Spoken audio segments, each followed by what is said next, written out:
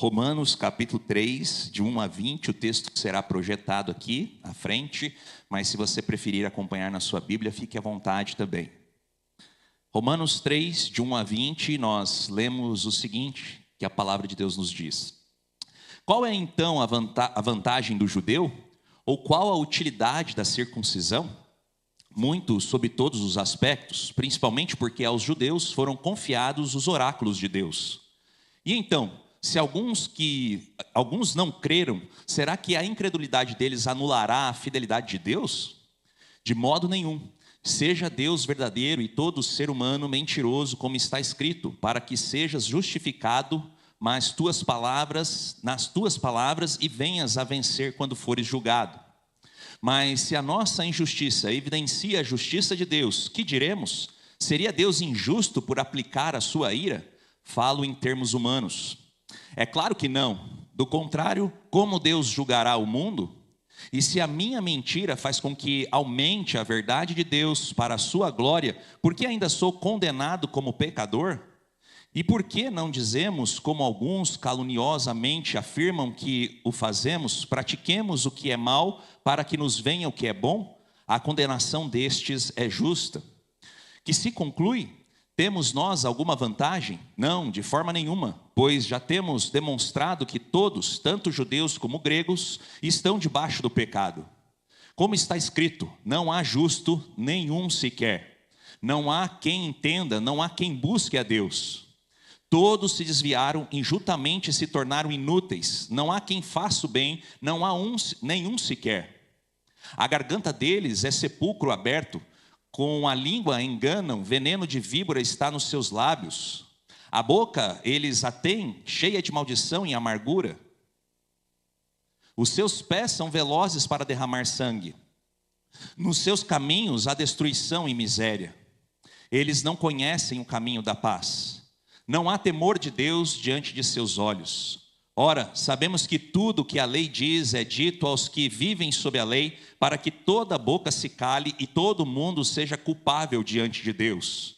Porque ninguém será justificado diante de Deus por obras da lei, pois pela lei vem o pleno conhecimento do pecado. Amém. Até o versículo 20. Eu queria convidar os irmãos para mais um momento de oração.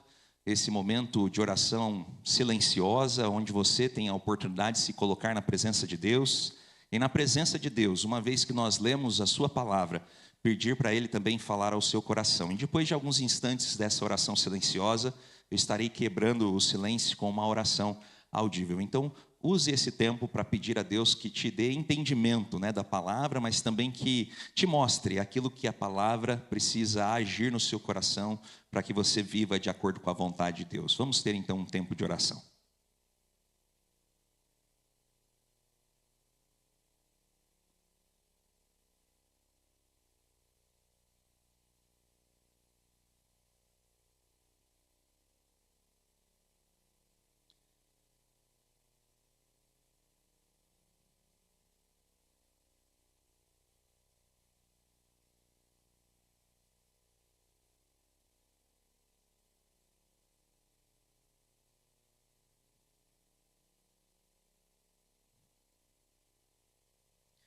Pai, nós queremos nesse momento admitir e confessar que só o Senhor é digno de toda a honra, de toda a glória.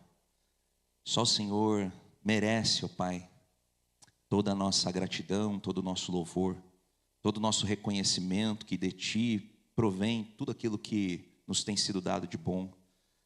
E também, ó Pai, diante da Tua palavra, e nesse momento nós somos também compelidos a confessar que muitas vezes nós temos andado em caminhos maus e temos praticado, ó Pai, infidelidade para com o Senhor. E pedimos, ó Pai, que o Senhor traga sobre as nossas vidas o Teu perdão. Aliás, nós confiamos, ó Pai, temos a certeza que o Teu perdão já está sobre nós, mas que isso também nos motive e nos leve a cada dia mais a vivermos de acordo com os Teus princípios, com os Teus valores, para que a imagem e semelhança de Jesus seja vista em nós, ó Pai.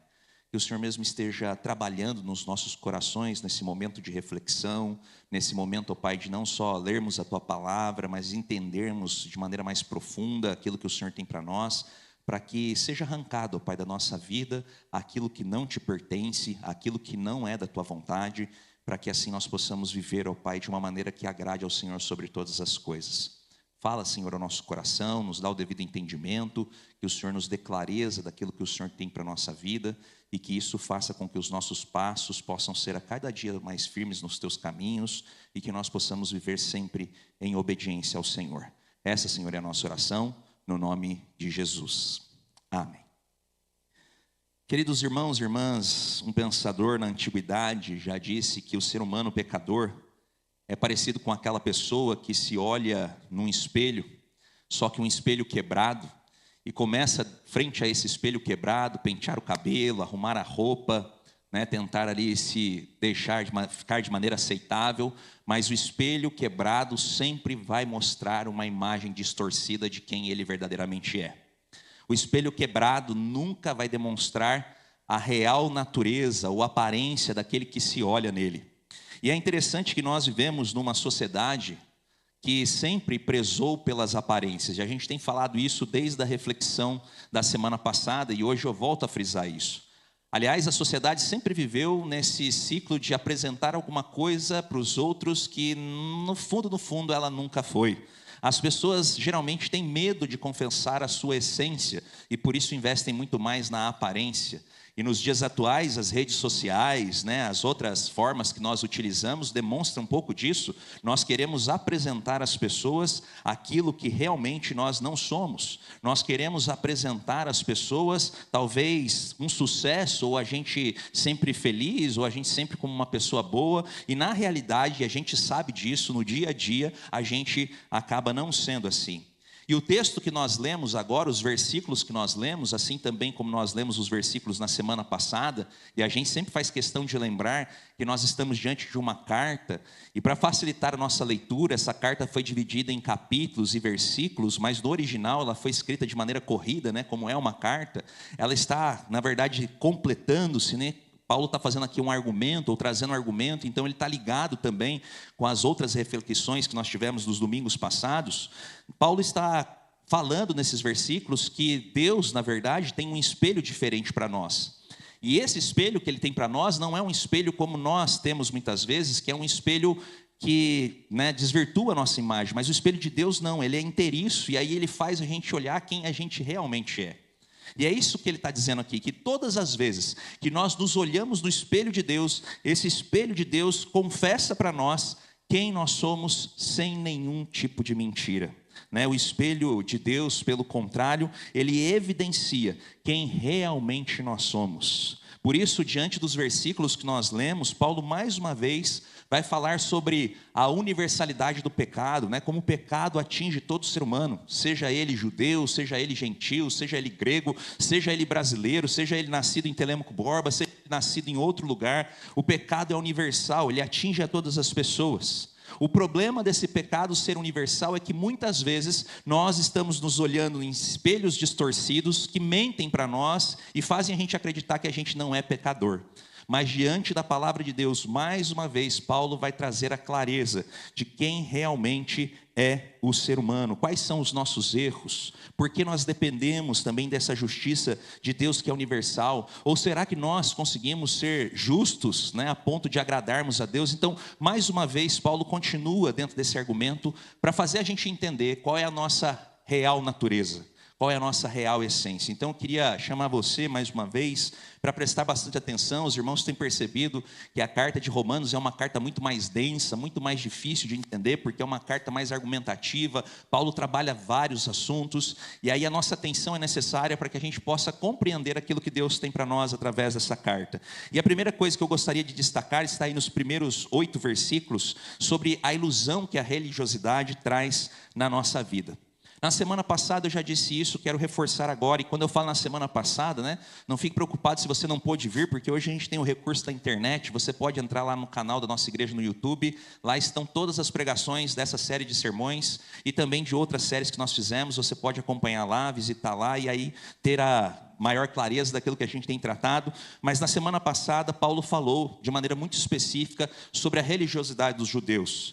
Como nós sabemos, os judeus, eles tentavam se justificar diante de Deus pelo cumprimento da lei e também por alguns ritos que eles acreditavam que esses ritos estavam dentro da lei e faziam com que Deus olhasse para eles de maneira diferente. Mas não eram só os ritos e a religiosidade que fazia o judeu acreditar que ele era salvo, ou que ele fazia parte da aliança. Ele entendia também que o fato de Deus ter escolhido o povo judeu a partir de Abraão, né, que é considerado o pai, né, dos israelitas, do povo judeu, aqueles que tinham nascido, né, dessa hereditariedade, dessa família, né, de Abraão. Então, já uma vez que você nasceu nessa família, você já estava salvo. O problema é que nesses 8 versículos que nós lemos agora, 8 primeiros versículos do capítulo 3, nós vamos perceber que Paulo responde a algumas perguntas que esses judeus estavam levantando quando eles se aproximavam à fé cristã, e como muitas vezes eles olhando para esse legado familiar, por ritos religiosos, como eles estavam equivocados na sua visão. Então Paulo, no começo do capítulo 3, ele vai trabalhar 2 perguntas interessantes nos 4 primeiros versículos, e essas 2 primeiras perguntas, elas fazem a gente também perguntar, ou faz a gente pensar um pouquinho, porque talvez essa seja uma dúvida nossa também. A primeira pergunta é: qual é a vantagem de ser judeu? A gente cresceu na igreja, ou a gente já está há um tempo na igreja, a gente sempre ouve que os judeus são um povo escolhido de Deus. De fato, eles têm alguma vantagem em relação a nós, né? Essa é uma pergunta que também surge no nosso coração. Qual é a grande diferença do judaísmo? Ele faz essa pergunta aqui no começo do capítulo 3, versículo 1, ele fala: qual é a vantagem de ser judeu? E provavelmente isso era também uma pergunta que se fazia na comunidade da época, e por isso a preocupação de Paulo respondê-la. Mas também ele vai responder uma segunda pergunta que também a gente se faz, né, às vezes lá no fundinho do nosso coração. Bom, se o judeu é um povo escolhido, independente dele crer ou não em Deus, ele vai ser salvo? É uma pergunta que você já se fez? Será que a incredulidade do judeu, mesmo ele sendo incrédulo, mesmo ele se distanciando de Deus ou não praticando as obras, né, que a lei fala, ele ainda assim vai contar com o favor de Deus? Então Paulo, nesses 4 primeiros versículos, ele vai se ocupar em responder essas 2 perguntas. Para a primeira pergunta, ele vai dizer o seguinte: sim, o judeu tem algo que é especial e é diferente dos outros povos. E a resposta de Paulo está no versículo 2, quando ele diz: a grande diferença ou a grande prioridade que o judeu tem, diferente de nós que somos chamados de gentios, que não nascemos, né, da herança aí de Abraão, é que eles possuem primeiro a lei. Mas segundo Paulo, você conhecer a lei, né, que para os judeus é chamado de Torá, os 5 primeiros livros da Bíblia, isso não faz com que o judeu automaticamente seja salvo. E é isso que Paulo está trabalhando aqui. Ele vai dizer que a lei não tem poder de salvação, mas a lei tem um poder de apontar para a salvação. E nesse sentido, a lei não é um privilégio, mas ela é uma responsabilidade. Assim como o judeu no passado, nós também que conhecemos a palavra de Deus, ou temos a Bíblia nas nossas mãos, isso não faz da gente um povo apenas privilegiado, faz da gente um povo responsável. Porque uma vez que nós conhecemos a vontade de Deus, nós não podemos usar desculpas de não saber qual é a vontade de Deus. E é isso que Paulo está dizendo: vocês, judeus, têm o oráculo de Deus. E isso se torna não só um privilégio, mas também se torna uma grande responsabilidade. Então ele responde o seguinte: o judeu de fato tem alguma prioridade? Tem, porque diferente das outras nações, naquele tempo eles tinham a lei, o que os gentios não tinham. Mas para responder a segunda pergunta, interessante, porque o judeu se apoiava muito nessa ideia, né? Eu sou filho de Abraão, eu fui escolhido por Deus, então eu estou salvo, né? A resposta de Deus para aquilo que os judeus estavam levantando na época é o seguinte: sim, Deus vai salvar esses incrédulos. E aí talvez você já comece a ficar com o coração apertado. Mas como assim? Deus diz que é justo, Deus diz que vai implementar o seu juízo sobre as nações, e agora Deus admite que um incrédulo ou alguém que pratique a injustiça vai ser salvo? É bom que a gente olhe para o Antigo Testamento e perceba que Deus fez uma aliança com o povo judeu. Lá em Abraão, Deus firmou com esse povo uma aliança. E essa aliança não depende, na verdade, da fidelidade daquele que está do outro lado, que seria o ser humano, mas depende de Deus. E é isso que Deus está falando: se você não cumprir a sua palavra, eu vou cumprir. É isso que Paulo estava ensinando justamente para os judeus que estavam se aproximando da fé. Aqueles que propagavam a injustiça, ou que viviam a injustiça, ou até mesmo a incredulidade, esses teriam chance de salvação? Paulo responde sim, não por conta da infidelidade deles, mas por conta da fidelidade de Deus. E aí então surgem mais perguntas, porque mesmo assim fica parecendo que Deus está propagando a injustiça, porque se o incrédulo, o injusto vai ser salvo, isso quer dizer que essa injustiça está fazendo com que a justiça de Deus seja propagada, e isso soa um pouco estranho. E aí então o texto bíblico vai adiantar do versículo 5 até o versículo 8, duas novas perguntas. Primeira delas, se Deus usa de sua graça para salvar o injusto, seria a justiça de Deus conivente com a injustiça? Então quer dizer que eu posso ser injusto que eu vou ser salvo? Quer dizer que eu posso ser incrédulo e vou ser salvo? Essa é uma pergunta legítima que surge aqui do texto. E a segunda pergunta, que está lá no versículo 8, diz assim: praticar o que é mal para que venha o que é bom? O judeu talvez estava perguntando para Paulo, então eu posso fazer maldade, que mesmo fazendo maldade, Deus vai transformar essa maldade e vai trazer bondade? Primeiro, meus irmãos, a resposta de Paulo para a pergunta se de fato a justiça de Deus aceita a injustiça, Paulo vai dizer que não. O preço da justiça de Deus e o preço do juízo de Deus é altíssimo. E ele vai dizer que essa justiça, ela não é feita pela injustiça daqueles que pecam, mas essa justiça é feita por conta do sacrifício de Cristo na cruz. E é aqui que entra de novo a graça. Ele vai dizer: vocês estão condenados tanto quanto os judeus. A injustiça de vocês é tão grande quanto a injustiça que os gentios cometem. Mas é necessário que o sacrifício de Cristo, a justiça de Cristo, apague essa injustiça. A justiça de Deus é tão elevada, é tão criteriosa, que ele, para satisfazer a sua própria justiça, ele teve que entregar o filho dele na cruz. É isso que Paulo está respondendo. A justiça do judeu era assim: não, eu posso então fazer o que eu quiser, que a aliança me garante, é isso? Não, não é isso. A aliança só é garantida porque Jesus se entregou na cruz, porque Jesus faz esse movimento em direção a nós. Não se trata da nossa infidelidade, meus irmãos, mas se trata da fidelidade de Deus. Não se trata da nossa injustiça, mas se trata da justiça de Deus que foi feita na cruz. E é isso que Paulo estava respondendo aos judeus, e também responde muitas vezes aos religiosos de hoje que se ancoram na graça, Porque aí então vem a resposta à segunda pergunta. Bom, se é a justiça de Deus que é feita na cruz, eu posso fazer o mal, porque Jesus já fez tudo o que precisava fazer na cruz, então agora eu vou viver debaixo da graça e vou fazer o que eu quero. É assim? E aí Paulo responde: de modo nenhum. Porque uma vez que a graça visita o coração do ser humano, que a justiça visita o coração do ser humano, a justiça de Deus, ela nos leva a uma transformação genuína. Mesmo quando nós vivemos distantes do Senhor, e aí então essa justiça nos visita, ou essa graça nos visita, ela faz com que nós nos aproximemos de Deus, porque a justiça de Deus nos leva não só à aceitação do sacrifício de Cristo, mas também à fidelidade ao Senhor. E o que é a fidelidade ao Senhor, senão a obediência da vida que Ele mesmo separou para nós? Então, resumindo aqui, meus irmãos, para a gente entender o resto dos versículos, Paulo está argumentando diretamente com os religiosos do seu tempo, e os religiosos do seu tempo achavam que eles estavam garantidos porque eles obedeciam às leis, e porque eles cumpriam todos os ritos legais, e também porque vinham da herança de Abraão. E isso fazia com que eles ficassem dormindo em berço esplêndido, achando que eles já estavam salvos. Mas Deus vem e fala através de Paulo para aquele povo, dizendo: olha, vocês não têm justiça, pelo contrário, vocês só têm injustiça. E a graça de Deus é mantida não porque vocês são bons, mas a graça de Deus é mantida porque Deus é bom. Entre vocês não tem bom, só existe um que é bom, o próprio Deus. E é por isso que a aliança graciosa de Deus se mantém.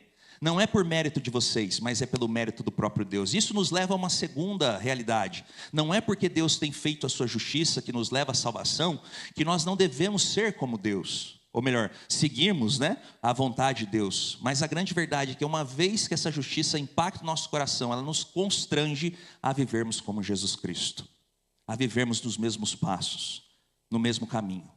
Isso, meus irmãos, é uma reflexão necessária para os nossos dias, porque a gente acha que a nossa religiosidade pode nos levar à salvação.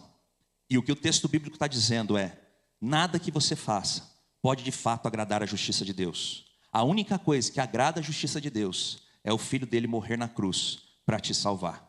Por isso, aquilo que nós fazemos não é melhor do que aquilo que as pessoas não fazem, né? Que não estão dentro da igreja, orando. Nós não temos diferenciação no olhar de Deus.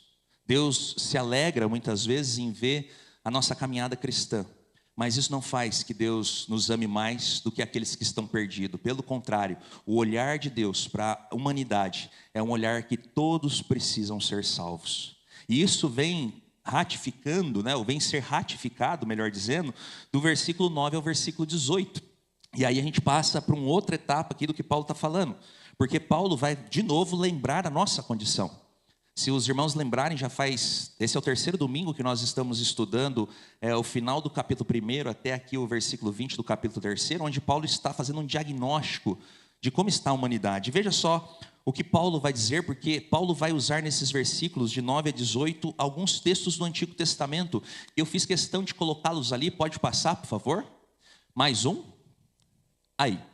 Se você perceber aí, o versículo 10 até o versículo 12 do texto que nós lemos, está ancorado no Antigo Testamento, no Salmo de número 14, do versículo 1 ao versículo 3, que diz assim: diz o insensato no seu coração, não há Deus, são corruptos e praticam abominação, já não há quem faça o bem. Olha só que interessante, isso aqui está sendo escrito há muitos milênios atrás. E veja que parece muito atual, né? Não há também nos nossos dias, quase a gente não encontra pessoas que fazem o bem, é mais fácil encontrar quem faça o mal.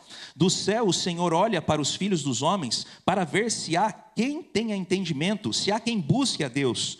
E aí o salmista conclui dizendo: todos se desviaram e juntamente se corromperam, não há quem faça o bem, não há nem um sequer. Foi justamente o que nós lemos também no versículo 10 a 12 aqui da carta de Paulo aos Romanos, capítulo 3. Paulo está usando já um texto lá de trás para mostrar o seguinte para os próprios judeus religiosos do tempo dele e também para nós, que desde a antiguidade já não existe ninguém que procure a Deus, ninguém que faça o bem, porque o nosso coração é tendencioso para o mal. E é interessante que Paulo não só ancorou nesses versículos do Salmo de número 14, mas também ele ancorou nos versículos do Salmo 53, ali embaixo, você pode já ver ali versículo 10 a 12, segundo ali parágrafo, nós vemos também que o Salmo 53 diz a mesma coisa do que o Salmo 14, e essa é uma evidência que o salmista também tinha a clareza da real condição do ser humano, de não ter o desejo no seu coração de buscar a Deus. Mas o texto segue, porque Paulo faz 6 citações do Antigo Testamento, e no versículo 13, parte A, ele diz assim: porque na boca, ali o último parágrafo, né, versículo 13a, diz assim: porque na boca dos meus adversários não há sinceridade, o íntimo deles está cheio de crimes. Olha só a parte que Paulo cita: a garganta deles é sepulcro aberto e com a língua lisonjeiam. Salmo 5:9. Quando Paulo também fala que muitas vezes o pecado é essa garganta aberta, e nós vamos entender qual é a conclusão. Pode passar, versículo 13, parte B, Paulo citando aí também mais um Salmo 140, versículo 3, ele diz: aguçam a língua como a serpente, né? Sob os lábios tem veneno de víbora, Salmo 140, versículo 3, né? Agora o versículo 14 está ancorado no Salmo 10, versículo 7, a sua boca está cheia de maldição, enganos e opressão, debaixo da língua ele tem insulto e maldade. Mais uma âncora aí do versículo 14 no Antigo Testamento, no livro dos Salmos. Agora o versículo 15 está ancorado não nos Salmos, mas em Provérbios capítulo 1, versículo 16, diz assim: porque os pés deles correm para o mal e se apresentam a derramar sangue. Qual é o diagnóstico que Paulo está lembrando mais uma vez os judeus que se acham que acham que pode ser salvos de acordo com a sua própria justiça, porque são filhos de Abraão, porque cumprem os ritos religiosos? Paulo está dizendo: não, vocês não têm justiça nenhuma. Pode passar aí que algumas conclusões são interessantes, e as conclusões são essa: primeiro, não existe um justo na face da terra sequer, não. E você, por mais que fale assim: pastor, eu acho que eu conheço um, não conhece. Porque a justiça de Deus não é como a nossa justiça. A justiça de Deus é muito maior do que a nossa justiça. E o texto faz questão de dizer que nenhum de nós, nenhum ser humano pecador consegue cumprir plenamente as leis, os estatutos e os mandamentos de Deus. Nenhum de nós. Jesus esclareceu isso quando diz assim que o judeu pensava muitas vezes que adulterar era ter a conjunção carnal com uma pessoa. E Jesus disse: não, só de você olhar, só de você pensar, você já pecou. E quantos pensamentos que nós temos, né? Na semana passada eu estava num grupo pequeno e eu disse assim: a gente nunca matou ninguém, mas que a gente já pensou em matar, já pensou, não é assim? Então perceba que o pecado ele está dentro de nós. Às vezes não é só a atitude que é considerada biblicamente como pecado, mas a motivação, o pensamento, o planejamento, segundo a própria Escritura, é já o pecado dentro de nós. A segunda conclusão que nós vemos que Paulo está tirando, olhando para os versículos do Antigo Testamento, é que os seres humanos, por conta do pecado, são incapazes de procurarem a Deus sozinhos. Se nós estamos aqui hoje, não é por mérito nosso, mas porque o próprio Espírito de Deus agiu no nosso coração. Porque a gente sabe, a gente tem que ser verdadeiro, o nosso desejo nem sempre é estar aqui. Nosso desejo é estar em outros lugares. Ou você vai dizer que muitas vezes é mais agradável ler a Bíblia todos os dias ou mexer no Instagram, nas redes sociais, assistir um programa de televisão. Qual é o desejo do nosso coração, meus irmãos? É isso que Paulo está denunciando, que o nosso desejo não é estar à procura de Deus, mas é de buscar as nossas próprias vontades, e aí isso faz com que a gente não olhe aquilo que realmente é necessário para nós. Paulo também vai dizer, olhando para os textos do Antigo Testamento, que todos se desviaram, né? E que não há quem faça o bem. Toda a motivação que existe muitas vezes no nosso coração é uma motivação má. E aí ele vai dizer que essa motivação se declara porque a nossa garganta é aberta e ela devora a vida, né? Por conta do pecado. É como se a gente estivesse tragando a nossa vida e a vida de outras pessoas, porque nós vivemos o pecado. E aí, mais uma vez, ele vai usar essa relação, né, ali perto com a boca, porque ele vai dizer que as nossas línguas, elas são enganosas, porque dia a dia, ou quase em todo tempo, a gente conta mais mentira e faz fofoca do que fala a verdade. E agora, a primeira evidência que a língua é enganosa é que você deve estar pensando assim: eu não faço isso, né? Olha aí a nossa língua enganosa. Porque todos nós fazemos, né? E se a gente diz que não faz, a gente parece muito com o judeu da época de Paulo. E por fim, Paulo vai afirmar que os nossos pés são velozes para derramar sangue. E aqui é a ideia da violência que existe dentro de nós. Nós somos seres violentos. E aqui não está só a relação da agressão física, mas todo tipo de agressão que nós cometemos contra o outro. Quantas brigas que nós vivenciamos até dentro de casa, não é mesmo? As pessoas que mais nós amamos, às vezes são mais alvos ainda da nossa violência, que sai nas palavras, que sai no gesto, que sai no olhar, que sai na rejeição. Nós vivenciamos isso, meus irmãos, e é por isso que Paulo chega à conclusão no versículo 18, dizendo: não há temor de Deus, porque todos não o temem mais. Nós somos assim. E eu queria perguntar para você, chegando nessa parte da reflexão: você já mentiu? Você já julgou alguém? Você já pensou, né, de maneira equivocada, né? Julgou uma pessoa em pensamento e percebeu que aquilo não era verdade? Você já olhou para alguém com um olhar de inveja, de cobiça? Você já provocou em algum momento algum tipo de violência contra uma outra pessoa? Você já fez fofoca de alguém? Você já teve algum pensamento impuro? Pois bem, se você se identificou em alguma dessas perguntas, e por isso que eu não falei para ninguém responder audivelmente, porque você sabe como você é no seu íntimo, e nós às vezes temos vergonha, como eu disse lá no começo, de demonstrar quem a gente realmente é. Você está nessa lista aqui de Paulo, do versículo 9 até o versículo 18. E é por isso que Paulo volta a frisar que você, religioso, cristão, frequente na igreja, que faz proclamações, serve em ministério, ou você que está fora da igreja, que vive uma vida considerada errônea aos olhos de Deus, vocês, tanto religiosos como não religiosos, tanto judeus como gentios, carecem do amor, da graça e da fidelidade de Deus. Paulo está demonstrando mais uma vez o raio-x de quem nós somos. Nós somos assim. E se nós não admitimos isso, então vem a terceira parte do argumento de Paulo. Versículo 19 e 20 vai dizer que a lei gera silêncio num coração verdadeiramente arrependido. Porque Paulo vai justificar o seguinte: se Deus já sabia que nós éramos assim, que nós não cumpriríamos a sua lei, por que Deus então deu a lei? Essa é uma pergunta legítima também. E a ideia que Paulo vai passar aqui é que Deus deu a lei por um único motivo: porque Ele queria que a lei mostrasse a nossa real condição. Quando nós lemos os 10 mandamentos, a gente precisa ser forçado a admitir que nós não conseguimos cumprir os 10 mandamentos na risca. Conseguimos? Quando nós lemos a palavra de Deus, os ensinos de Jesus, quando Jesus fala, quando alguém te der um tapa numa face, você deve fazer o quê? Virar a outra face. Quantas pessoas você já viu fazendo isso? Quando alguém roubar a tua capa, você vai lá e não deixa ele levar uma sua, não. Vai lá e dá outra para ele. Quem faz isso? Alguém roubou teu carro, você tem dois, você fala, não, coitado, está levando um só, vou dar mais um. Quando alguém faz alguma, ou te chama para alguma coisa que é muito sacrificiosa, vamos andar uma milha comigo, né? Jesus está falando isso por ser um sacrifício. Você fala, não, fica tranquilo, para mim não tem problema, eu vou me sacrificar o dobro. Em vez de eu andar uma milha com você, eu vou andar duas. Quem é que se sacrifica tanto por alguém assim, numa sociedade onde o individualismo impera, a gente só quer fazer e se preocupar aquilo que é problema nosso?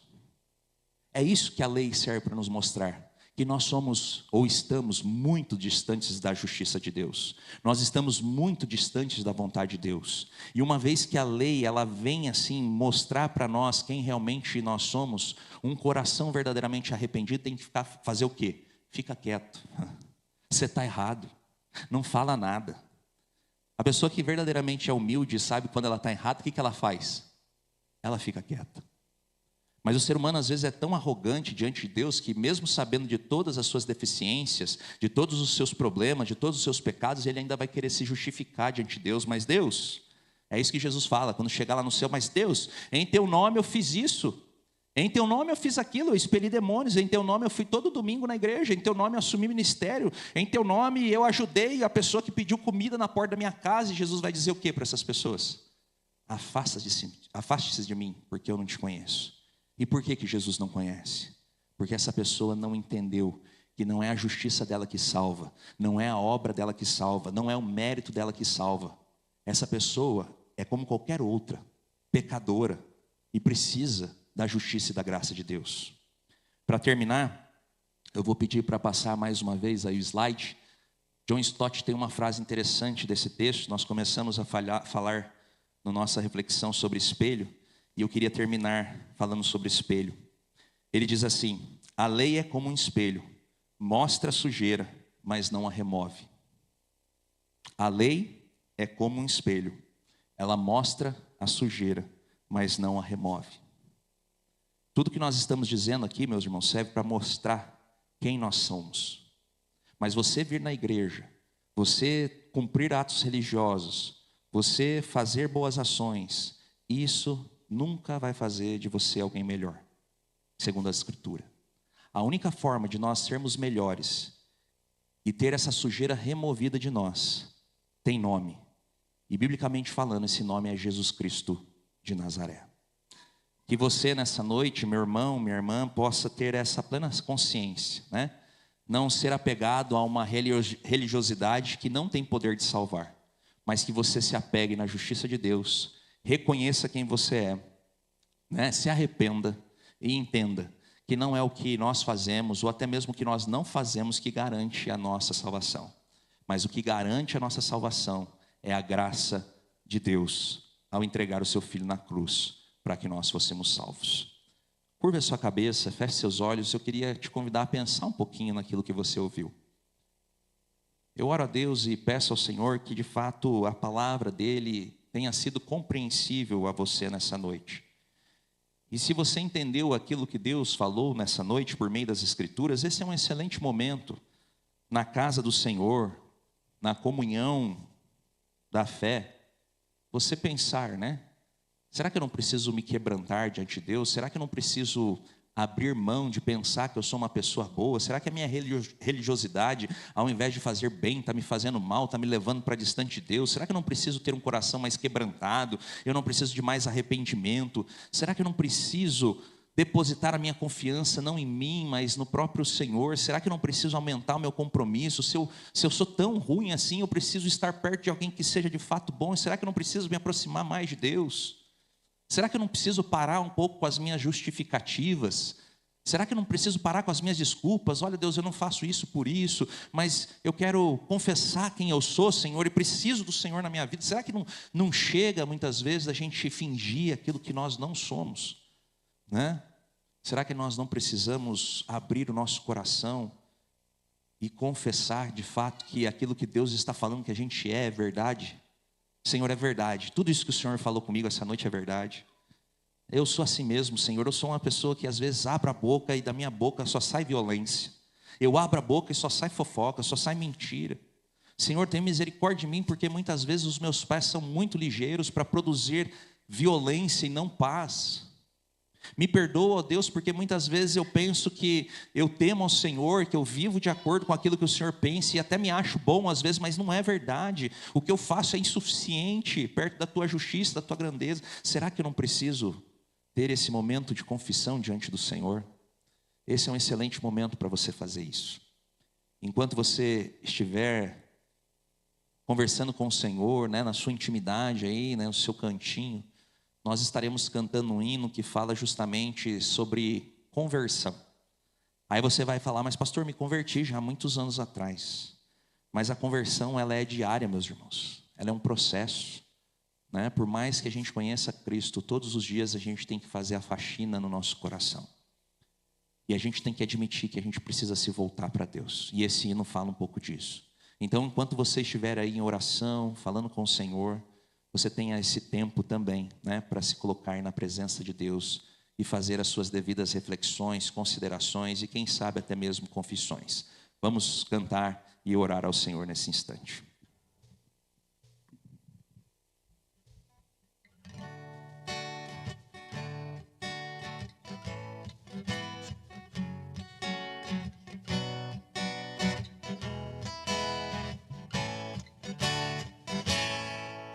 Bem cego andei e perdido vaguei, longe, longe do meu Salvador.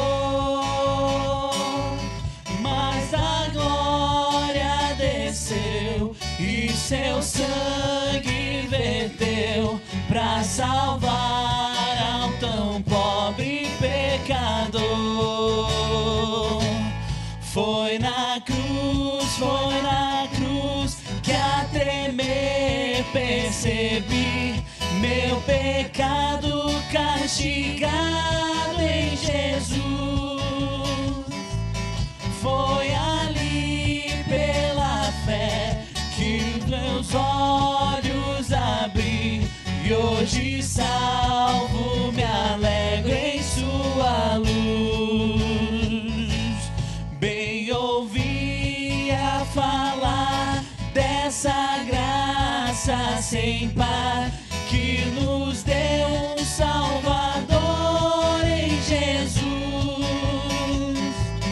Mas eu tudo me fiz, converter-me não quis ao Senhor que por mim morreu na cruz. Foi na cruz que a tremer percebi meu pecado castigado em Jesus. Foi ali pela fé onde os olhos abri e hoje salvo me alegro em sua. Vamos ficar em pé, meus irmãos. Vamos cantar o resto do hino juntos. Mais um dia senti meu pecado e tremi, vendo as penas da justiça e da lei. Apressado fugi, em Jesus me escondi e refúgio seguro nele achei. Foi na cruz que ao me percebi meu pecado castigado em Jesus. Foi ali pela fé onde os olhos abri e hoje salvo me alegro em sua luz. Quão feliz é então este meu coração a gozar aquele tão santo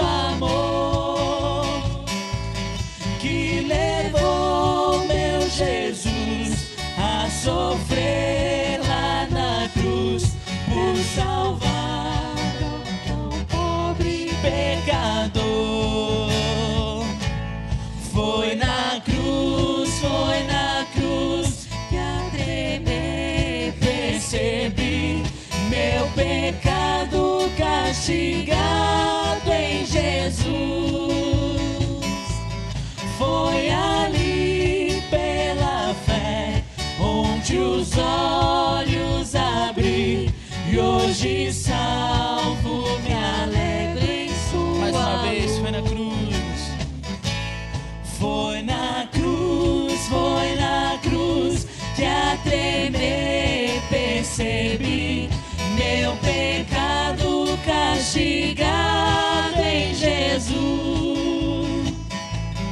Foi ali pela fé onde os olhos abri, e hoje salvo, me alegro em sua luz. Senhor, nós queremos declarar que nós somos parecidos com aquilo que nós cantamos agora.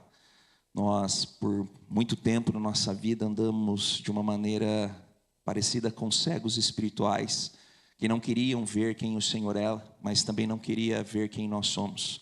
Nós temos dificuldade, ó Pai, de reconhecer o nosso pecado, a nossa fragilidade, a nossa injustiça. E temos dificuldade também de olhar para o Senhor e reconhecer o Deus justo que o Senhor é, o Deus salvador, amoroso, gracioso que o Senhor é.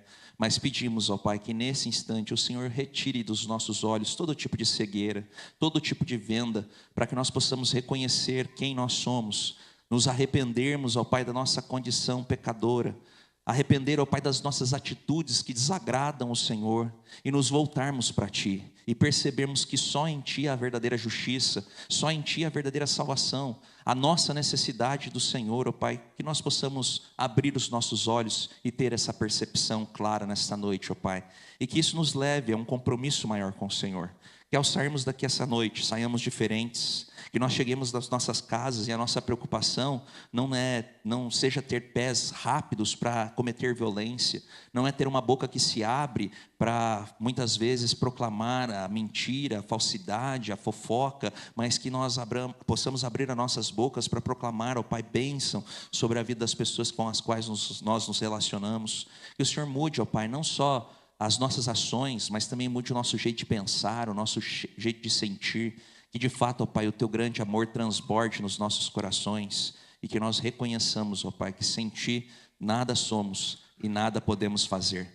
Abençoa, Pai, a nossa vida, abençoa cada um dos irmãos e irmãs que aqui estão, estenda também a Tua bênção sobre os familiares das pessoas que aqui estão presentes, que o Senhor também esteja agindo de maneira poderosa em cada um deles, e nós pedimos também, ó Pai, que o Senhor nos ajude a sermos instrumentos de bênçãos na Tua mão, para que nós possamos também abençoar e falar do Teu amor, da Tua justiça a outras pessoas. Essa, Senhor, é a nossa oração, no nome de Jesus.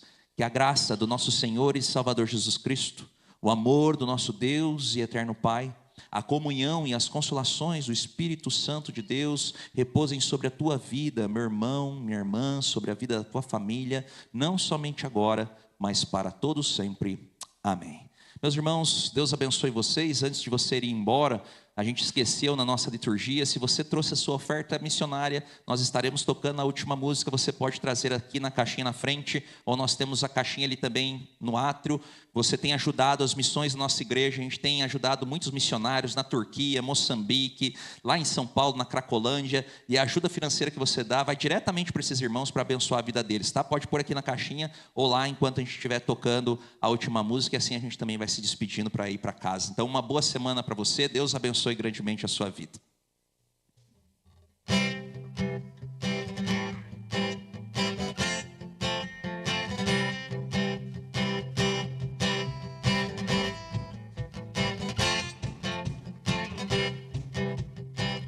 Estrela da manhã, ao Rei dos Reis, Senhor, A Ele o louvor,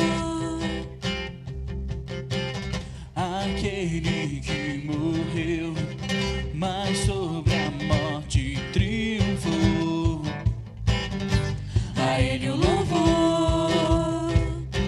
Jesus, Tu és o Rei, reina em nossos corações. Teu é o reino e o poder, pra sempre. Amém. Tua igreja canta a Ti, ergue a voz pra declarar, um só povo a proclamar, cantando bem alto, bem